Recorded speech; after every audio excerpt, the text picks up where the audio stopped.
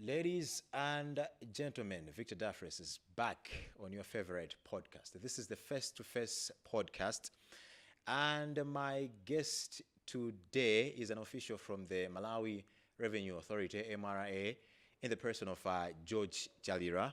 He is the project manager for the famous EIS and, of course, EFD manager. So today we want to have an extensive conversation around Electronic Invoicing System, or the famously known as EIS. And of course, we want to tackle much on trader concerns, taxpayer trust, and public accountability. Definitely, this is a conversation that needs to be had right on Face2Face Podcast. George, welcome to Face2Face Podcast. Thank you. How are you, man? I'm good. How are you? I'm very okay. Sure. Yeah, kuli bwanji musonko. Kusonko kuli bwino. Eti? Udolera nsonko kuyenda so bwino ditu. Zikuteka. So George, nkhani ili nkamakaama kunja kundiyokhuza njira ya makono yotolera msonkho kapena kuti Electronic Invoicing System EIS yomwe anthu ambiri ikuonekera ngati kuti ndi msonkho watsopano. Nchifukwa chani inuyo a MRA mwaganiza zokhazikitsa msonkho umenewu panopa? Tiyambe ndi kuyankha motere kuti choyamba umene usi msonkho. Imene ndi system yomwe ili yothandizira kupereka malisiti ovomerezeka. De cholinga chake chachikulu ndi kuti izitipasa malisiti ovomerezeka. Chachiwiri muli kuwerengeranso kwa stock, kuthandizira kusunga ma records. Chifukwa malamulo alipo kale kuti munthu azisunga ma records, including records of stocks. So system imene yabwera kuti ithandizire kutsatira malamulo amenewa. De si msonkho wanyuwani, yankukhala platform yomwe tikugwiritsa ntchito kupereka malisiti. Imene yabwera kuzaita replace Electronic Fiscal Devices, EFDs. Yes, zomwe zinayamba mu 2014. Panopa ndeti tikuyenera kuti tizisiye, tizigwiritsa ntchito Electronic Tax Invoicing System. Electronic Invoicing System yayamba. Ochita business onse amene analembetsa pa msonkho wa Value Added Tax, VAT, akudziwitsidwa kuti ndondomeko ya Electronic Invoicing System, EIS, inayamba kugwira ntchito kuyambira pa 1 May 2026. Zikutanthauza chani kwa amene sanayambebe kugwiritsa ntchito ndondomekoyi? Kuyambira pa 1 May 2026, malisiti onse amene apangidwa pogwiritsa ntchito makina a Electronic Fiscal Devices, EFDs, salovomerezeka ndi bungwe la MRA. Ngati simunayambebe kugwiritsa ntchito EIS, pitani ku ofesi ya MRA ya Domestic Taxes imene muli nayo pafupi kuti mukaphunzire momwe mungagwiritse ntchito ndondomeko imeneyi. Yambani kugwiritsa ntchito EIS lero kuti mupewe chindapusa. Mukafuna kudziwa zambiri, imbani foni mwaulere pa 672. Electronic Invoicing System. Khala notsogola, yambani kugwiritsa ntchito EIS. Ndi George, mwina mungotipasa chithunzithunzi mukati system iyi ikuthandizira kuwerengera za katundu amene ali mstolo mwachitsanzo. Ya, ndi mwina mungopasa anthu chithunzithunzi kuti mukutanthauza kuti lese mu shopu muli zikondamoyo mwakuti. Ndetu zikondamoyo zimene zizikhala zikuoneka live pa system imene iyi kupanga sinanga anthu mashopu amakhaso ndi mechanism yawo, ma apparatus awo amene amaonesa stock on hand kuti mstolomu muli mabanzi mwakuti. Ndeno on top of ma shop owners, for instance, kukhala ndi ma system awo, independent systems imene imaonesa stock on hand kuti ndi zinthu mwakuti. EIS kuti sigwiranso ntchito yomweyi? Tikozonena kuti ikugwiranso ntchito yomweyo, koma sineti zikutanthauza zoti amene ali ndi system kale ayisiye. Tili ndi kuthekera poti system imene ikhozoyankhula ndi system ina iliyonse yomwe tikutchula kuti integration. Apanga integrate system yawo iziyankhulana ndi EIS. De kuti zomwe azipanga mu system wawo izizionekanso pa EIS. So kwamachiza ndi anthu ochita malonda ambiri akumadandaula kuti njira imene ya EIS yabweretsa chipinjo china pa goli lomwe adali nalo kale la nkhani ya misonkho ya ndi timafuna inuyo mulowe mu mind ya munthu amene akuchita malonda. Anthu amene akudandaula kuti mutakhala ngati ndi inuyo ndipati pomwe pamene inuyo mukuona kuti anthu akhala ngati sakutimvesesa pakuti pa nkhani ya EIS. Choyamba ndi fotokozere yonchi kuti kodi EIS imene oyenera kuigwiritsa ntchito ndi ndani. Yeah. Nde parliament yatha ija nanena kuti oyenera kugwiritsa ntchito imene ndi anthu amene ali pa VAT, msonkho wa VAT. Yes. So msonkho wa VAT tingotchula kuti ndofanana ndi ngati payers UN. Yes. Amene akuyenera olipira VAT amalipira na amene akugula zinthu. Sikutenga phindu la munthu ina aliyense. Ndi msonkho umawerengedwa kunja kwa phindu. Ndi amene akuyenera olipira VAT imene ndi ogula. Inu ndine tikakagula timalipira VAT. So awa kupanga business tikabwera pa msonkho umenewu. Iwo chomwe akupanga ndi ngati ma agent aboma.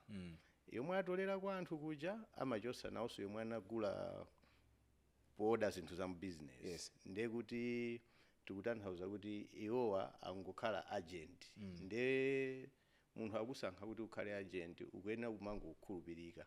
Ndiye system iyi izitithandizira kuona kuti agent uyu anatenga ndalama mwakuti. Akuyenera kutibweretsera ndalama mwakuti.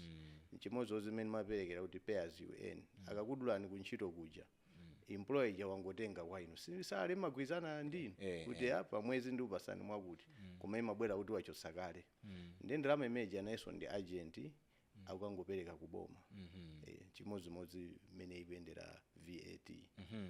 So certainly before the implementation of this EIS ndekuti inu ngati bungwe lotolera msonkho munali mudapanga notice ma gaps amene analipo pa nkhani ya katoledwe ka msonkho kumalawi kunoko. Ndimafuna mutatsindika kuti ndi zotsamwisa ziti zimene mwina ngati MRA makumana nazo and then you resorted kuti EIS imene itapanga rectify ma loopholes kapena zinthu zosiyanasiyana zimene zimakukanikisani kutolera msonkho mmene mumeneka kutolera. Ndi what are those gaps that you did notice as MRA? Monga ndimafotokozera muja kuti sitimatha kuona kuti agent uti amene wasunga watolera VAT. Yeah. So munali ma agent ena amabisala samafuna kubwera nayo VAT japoera. So pano patikhala ndi kuthekera kuti tidziwatsatira ma agent obisalawo. Ndiye mwina mwachidule tinene kuti tikhala ndi kuthekera kuona kuti anthu awa anatolera VAT koma sanayipereke munthu yomwe amene ofunika kuyipereka. Ndiye tizikalondolera anu amenewo. Okay, let's touch a little bit on public perception. Nkhani ya timing inuyo ngati MRA mukuiona bwanji? Chifukwa tikamamvesesa za kunyinyirika kwa anthu kumene adali nako pamene timakamba nkhani imene ya EIS. Chifukwa chonena kuti zinthu kapena system imene ikupangidwa introduce pa nthawi imene mwina ndalama yako acha yachepako mphamvu komanso mwina malonda akuvuta. Inu simukuona kuti this was wrong timing for you as MRA kupanga implement system imene? Funso lovuta ali kwambiri limene. Yeah, muli yanka. Funso limene ndilovuta. Chifukwa tibwerere no poyambirira kuti kodi ma triggers ndi chani kulipira msonkho. Yes. Ndikozotchulapo atatu mwachangu. Choyamba ndikulandira ndalama income. Yes. Ukangolandira income ija ndikuti msonkho nawonso wayamba kukusuzumira. Yes. Ndiye ukamafika ma threshold oti income ija kwene ulipire msonkho kwene ukangolembetsa. Chachiwiri tikunena kuti consumption. Mukakagula muchipiku muja palisiti paja malemberatu VAT. Ndiye kuti msonkho ulipo kale. Yes. Chachitatu ndeti mwakaitanitsa katundu mwafika naye pa boda. Msonkho uja uli pamene poposo. Ndiye EIS sinabweretse zosiyana mwa zinthu izizi. Zinthu izizi zinalipo sizinasinthe. Yangosintha ndi malisiti athuwo. Koma tikatenga kuti malamulo amanena kuti chani ndi zinthu zitatu zimenezi. Mukalandira ndalama, mukakagula, mukachita import, msonkho kuyenera ulipiridwe oyenerera. Let's dive deep into understanding the resistance by anthu amene tax amakhala imposed on. The introduction of EIS actually sparked protests and temporary business closures in several parts of the country. We know Antoine Seka Mastolo, Mzinde Gulu, Malawi Mnomo. Why do you think the reaction was that strong? I will take you back to 2014. Pamene amayamba ma EFD, yes. Kunali injunction ya 6 months anagwira kuti ma EFD aja asayambe. So mwina izizi tizitengeso ngati kuti zomwezo safuna EIS iyambe. Chifukwa takumana nawo anthu amene wa maforum osiyana-siyana kumva kuti kodi chikupsinja pa EIS ndi chani. And I would say after my engagement yo ma training ambiri anazimvetsetsa ambiri akulowa pa EIS. Yes. Okay, so when you critically look at this issue, do you believe the resistance actually stems from the misunderstanding of the system itself, or genuine operational concerns, or broader frustrations facing businesses? What do you think is the reason the resistance is that deep? I would want to add to say before the EFDs, people were comfortable maka printisa makasero kuma user. Then eventually they are also comfortable with the EFDs, gonna body resistance. So I also feel they will get comfortable sooner or later with the EIS. It's a platform that will give them transparency. Yes, they will be able to show these are my purchases, these are my sales. Then kuti mwina mpaka kuseja naso kuti tuone mabuku ena mwabisa kapena ma sales ena mwabisa. It will be transparent in the system. Now, George, looking back, do you think there is anything in particular that you as MRA would have done differently in terms of consultations, stakeholder engagement, and public awareness before implementation? Because the resistance was just so severe, and you would wonder, how does MRA relate with my traders? We did the consultations, we did awareness to Kupangabe, and I would say the first consultation imabwera baja kamatolera kuti parliament ukayamba. So the EIS to change the law from EFD to this EIS inakazera parliament. That was 2023-2024 budget sitting. So it's inakajita pass in parliament muja, meaning somebody took time to explain even to our members of parliament to pass that bill. So there was the consultation, and it went to get the test of time at parliament.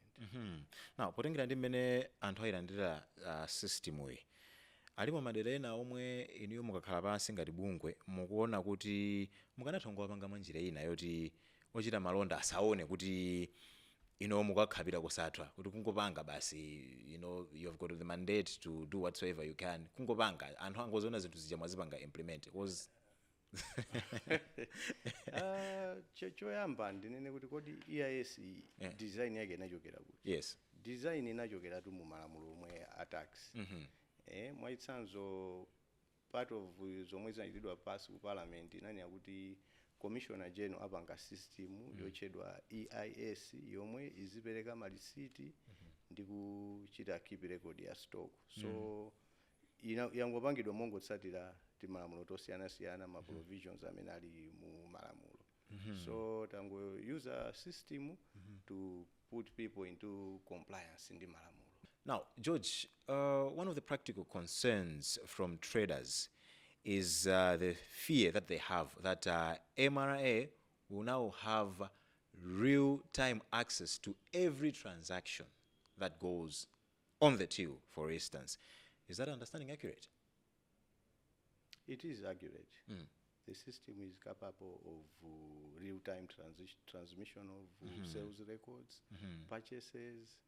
Yes, we can have that flow, including imports. Once goods are released, the system will flag.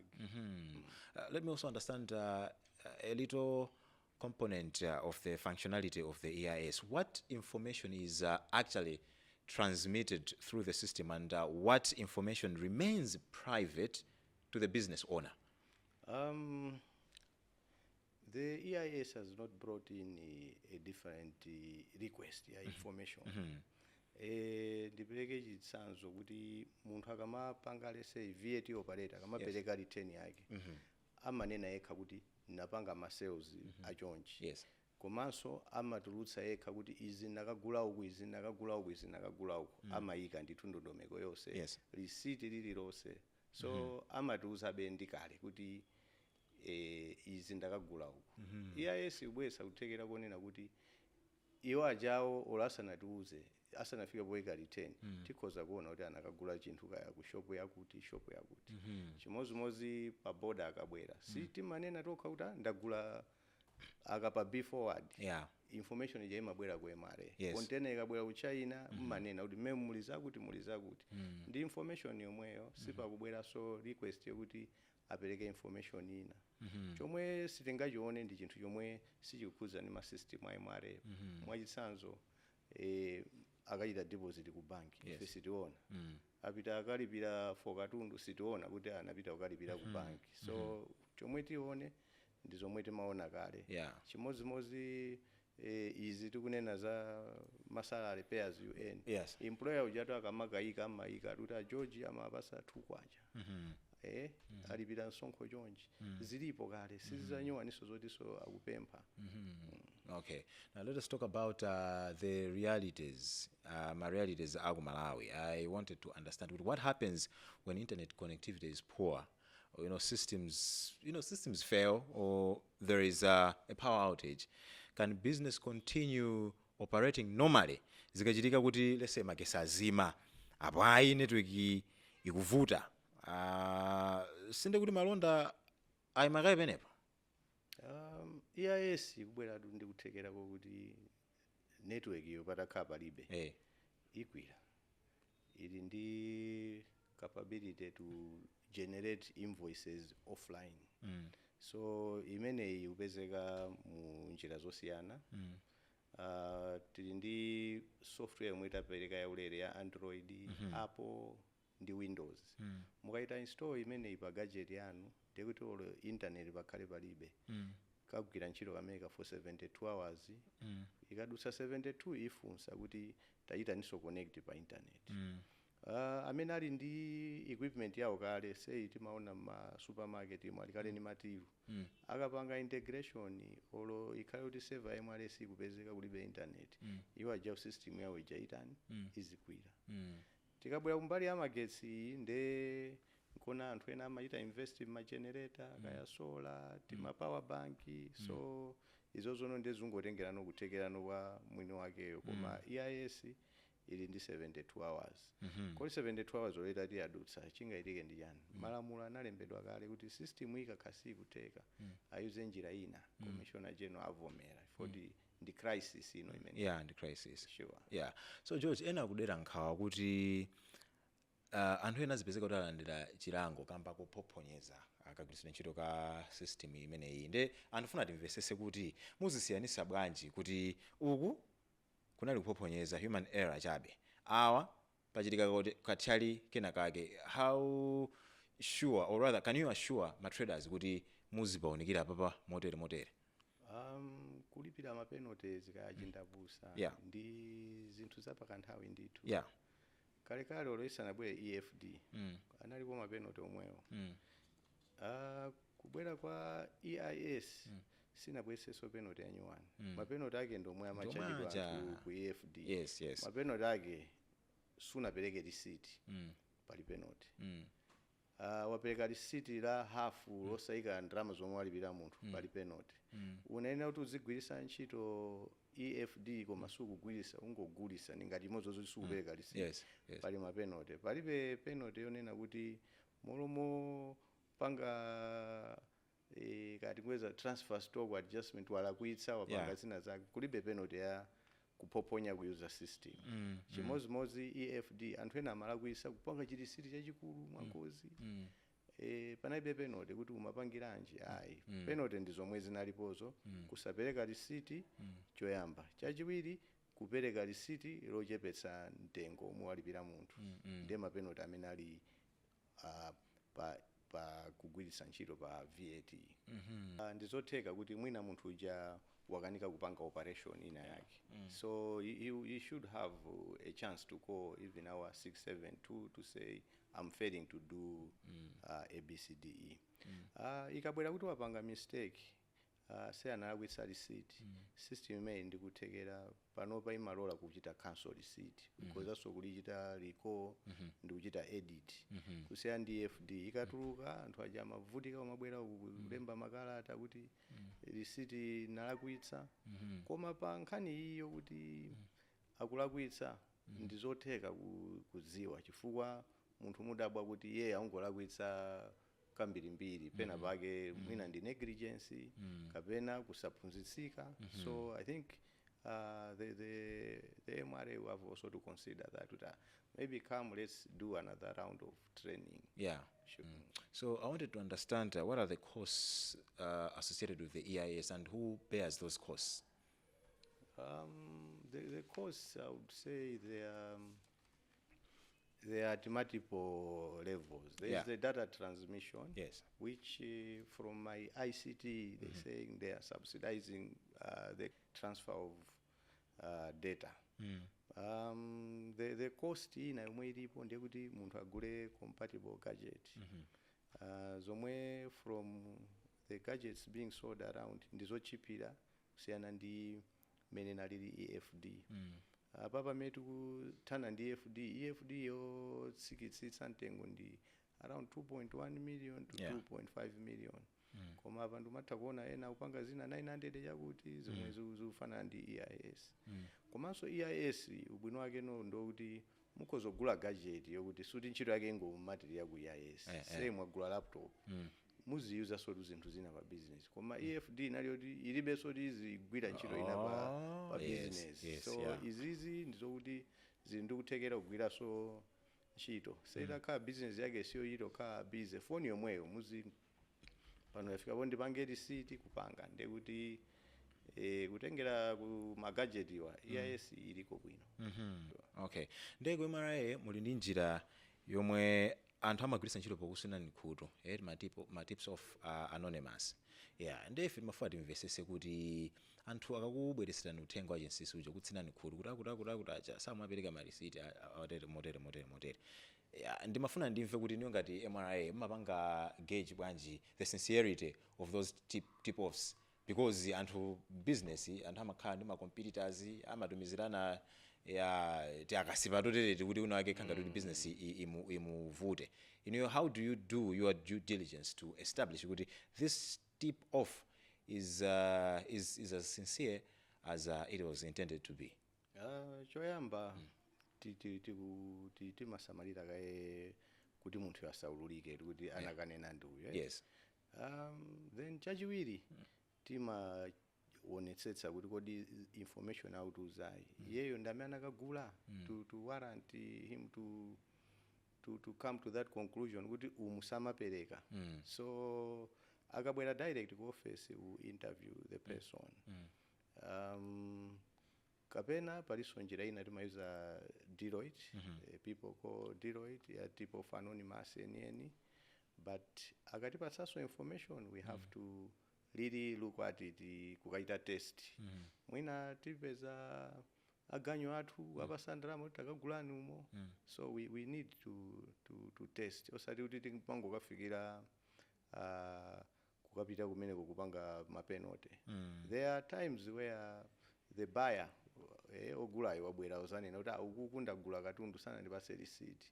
We ask them ngati ali free kuti tipite nawo tikatenge receipt ilo.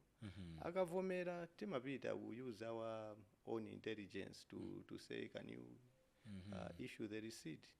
Then milandu no imayamba no pambuyo. But it's something that we need to do to protect the abuse of the facility. And it indeed reward for people that are reporting. Yes. They will get 10% of the tax that will be recovered. Sure. Shabueno. Now let's measure the success of the EIS. Roughly, how many businesses have successfully integrated with EIS, and what has been their experience like? integration or just onboarding Implementation. to use? Onboarding to use, yeah, I think that should be the correct word to use. In terms of onboarding, today morning I checked, we are going towards 8,300 taxpayers that are on board. Unfortunately, I did not go deep to say how many are transacting, but people are transacting. There's a lot of VAT showing on our dashboard. Yeah. So Yeah. Is that satisfactory to you, or there's more that needs to be done as MRA? it is satisfactory Yeah. to me, considering that some businesses are still using EFDs and they are not reporting through the EIS, their transactions, Yeah. but we are able to see the transactions. So what would you say are the measurable benefits that MRA has managed to get, or rather has observed since the implementation? I would say there's compliance, or people are changing. You've gone to the shops where you buy groceries, or they'll just put mixed. It's not the case with EIS. If you buy a pen, they will put a pen. You buy soap, they'll put soap. It's a major change, because people will be able to do legit business than just hiding. But if they put a category or a description and fail to charge VAT for a product that attracts VAT, or vice versa. Sure. Now, tapping into the feedback from the traders themselves, have compliant businesses reported any advantages, such as improved record keeping, faster reconciliations, or reduced disputes? Some. It's a mixed bag out there in terms of the feedback we are getting.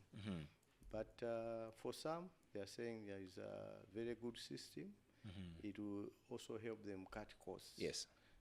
Some have adopted the EIS. They don't want to integrate. They say this free system is enough to run their business. Yeah. So there's that confidence also. We are getting feedback on issues maybe we need to improve on the system. Okay, to those that are resistant in terms of integrating the EIS and their in-house record-keeping systems, do you feel like perhaps they are so paranoid that there would be some noticeable discrepancies between stock as managed by their system and the EIS? Maybe when we are starting, there Yeah. could be those, but there will be a point where we'll have the systems talk to each other freely. Yes. Sure. Okay, now the bigger question of tax compliance. Many traders insist they are not opposed to paying taxes, but are concerned about survival. How does MRA balance revenue collection with the realities businesses face? Are you guys so blind to understand the heat that business owners face? Economic downturns, devaluation of the currency. Are you guys blinded by that, or are you equally concerned about the realities on the ground? No, there's a genuine loss of buying power. Yeah, but as a business, they are allowed to claim expenses. Yes. Unlike maybe you and me as employees, Yeah. we don't claim any expense. Yes. So they just have to document their expenditure, because for a business to survive, they have to use their cost of sale to put a markup. So yes, everybody is crying, the buying power is lost, but if a business is keeping their records properly, then they will price their products or services correctly. Now, George, trust remains a challenge between taxpayers and tax authorities, not just in Malawi, but in many countries. What is MRA doing to strengthen trust and improve relationships with taxpayers? One of the issues is the publication of, say, results to Yeah. say we've beat the target, we've Yes. collected this much. Tax clinics that are being conducted, meeting several watchdogs or CSOs, Yeah. there's that dissemination of information. And the access to information people can also use. But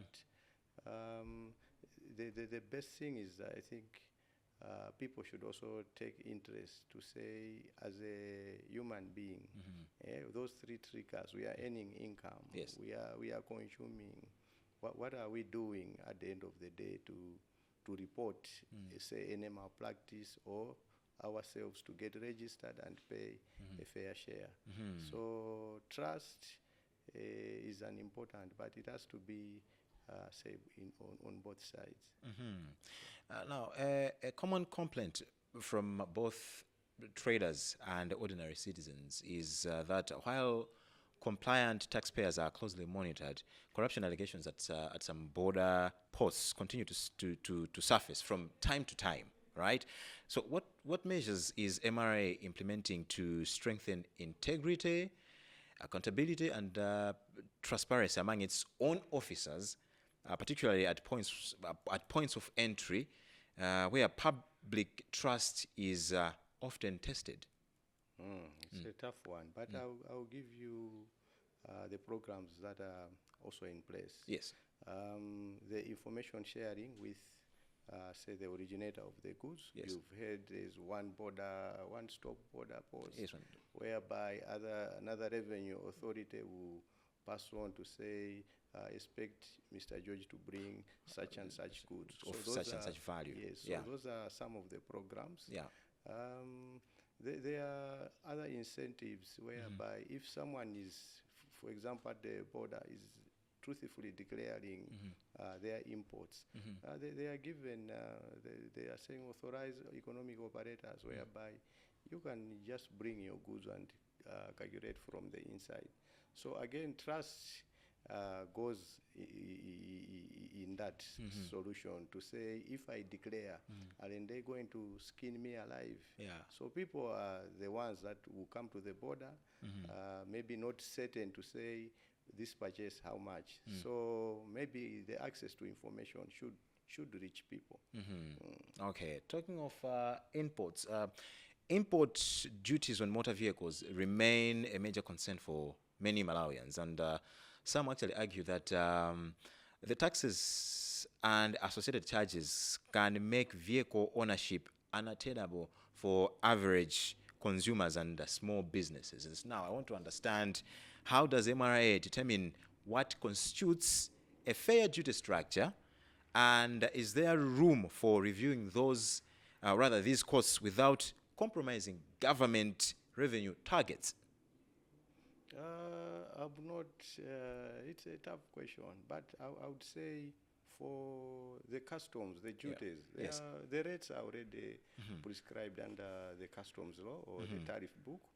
So if you bring a motor vehicle, so there are issues that determine the duty payable. Yes. The year of make, the engine capacity, there are some of the determinants of the duty. So if your car is very old, it calls for excise because maybe it's going to pollute. So there's excise levy. If the engine is too big, again, it calls for huge duty to be paid. So these are factors, but it remains to say they are predetermined, which one can plan to say, he goes to his agent, I want to buy this motor vehicle. Yes. What are the rates? What are the estimate rates? And if you go on our website, there's a duty calculator. It will give you an estimate so that you are not surprised when you come to the border. So I think the most important thing is for one to do his own research than just to see waiona pa internet baja. Basi wagula usa panga estimate duty calculator. So the customs has given the duty estimator so that people should at least know that this is what I expect to pay. Electronic Invoicing System is here. All VAT operators are being informed that the implementation of the Electronic Invoicing System EIS commenced on 1st May 2026. What does this mean to taxpayers that have not onboarded? Starting from 1st May 2026, MRA will no longer recognize receipts issued through the electronic fiscal devices, EFDs. If you have not onboarded to the EIS, we request you to visit any MRA domestic taxes office nearer to you to undergo technical training on how to transition to the new system. Get onboarded now and avoid penalties. Be smart. Transition to the EIS. For more information, call toll-free line 672. Electronic Invoicing System. Get smarter. Go EIS.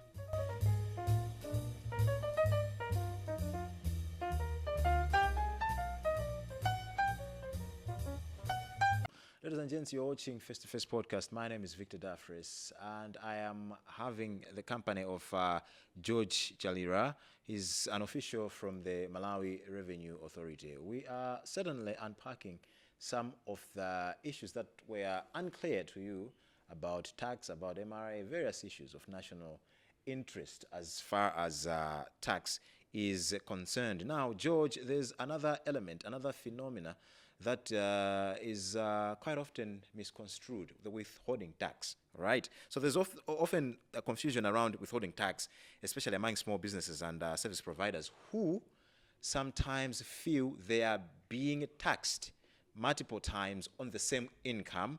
Can you clarify on how withholding tax works? Who is required to deduct it? And the most common misconceptions taxpayers should avoid as regards to withholding tax? Withholding tax is just a method of collecting tax. Yes. So it will come in, I would say, two ways. There's final withholding tax. Yeah. Yeah, like the rental income. Yes. They're saying one will just pay a final withholding tax. Yes. Then there's a withholding tax whereby after you have been deducted, they give you a certificate.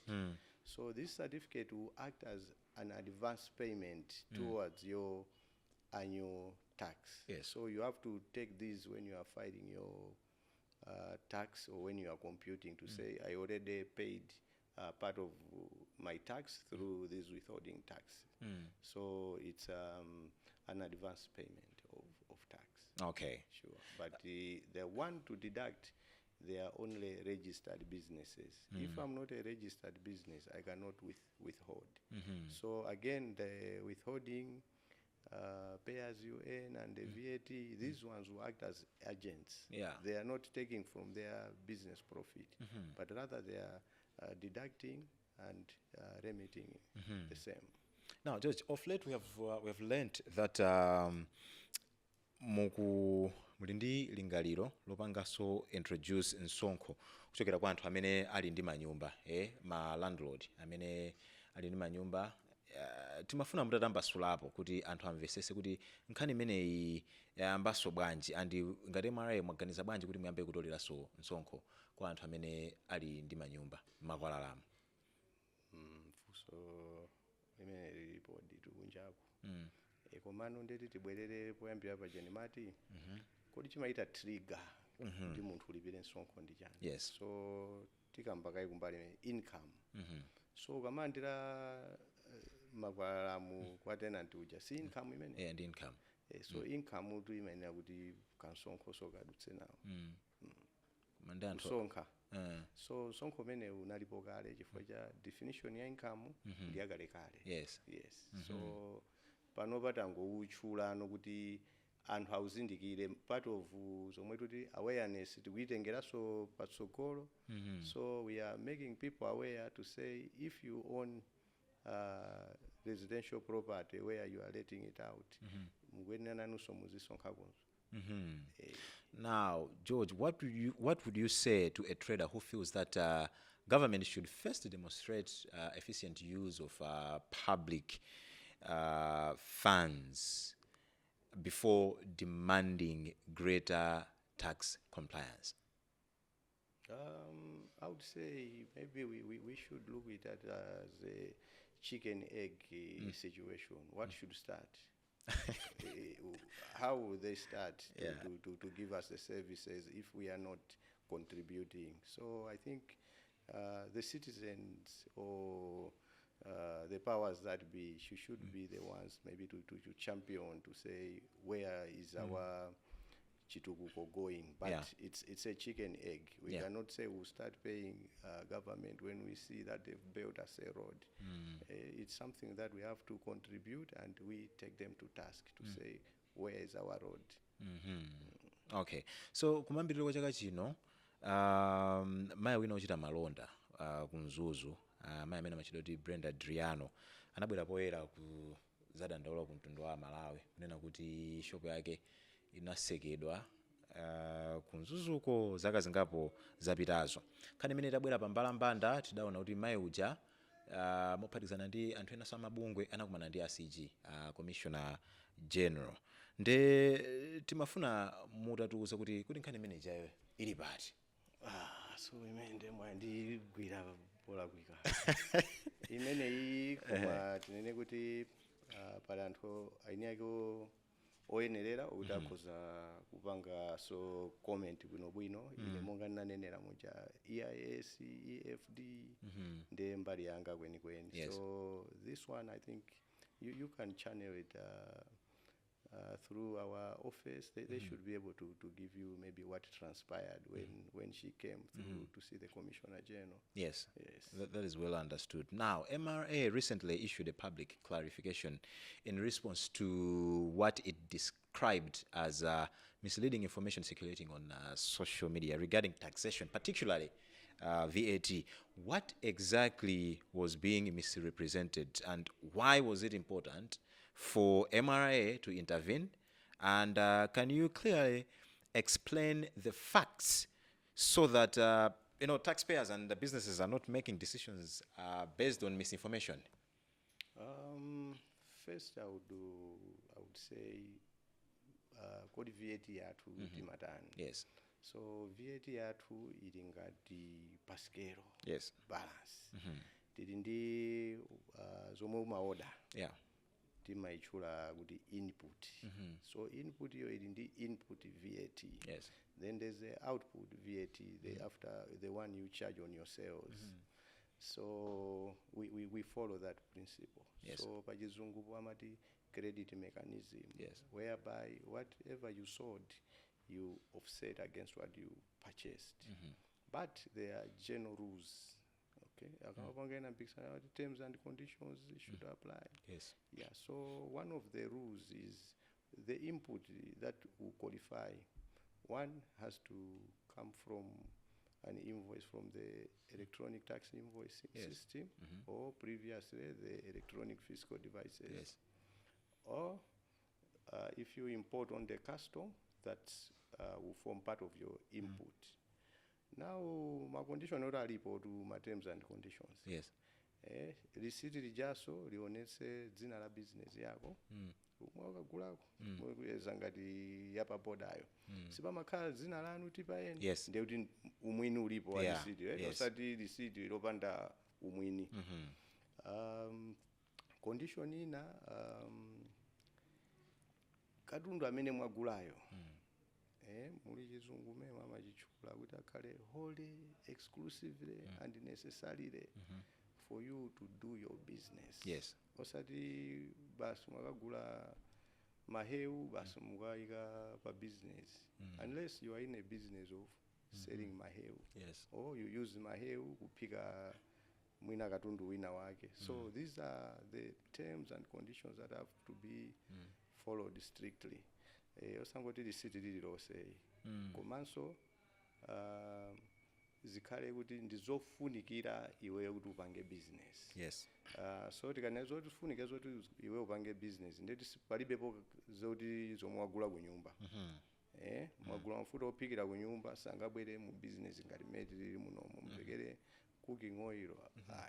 So zikhale zinthu zogwirizana ndi business. Yes. China ndichonena kuti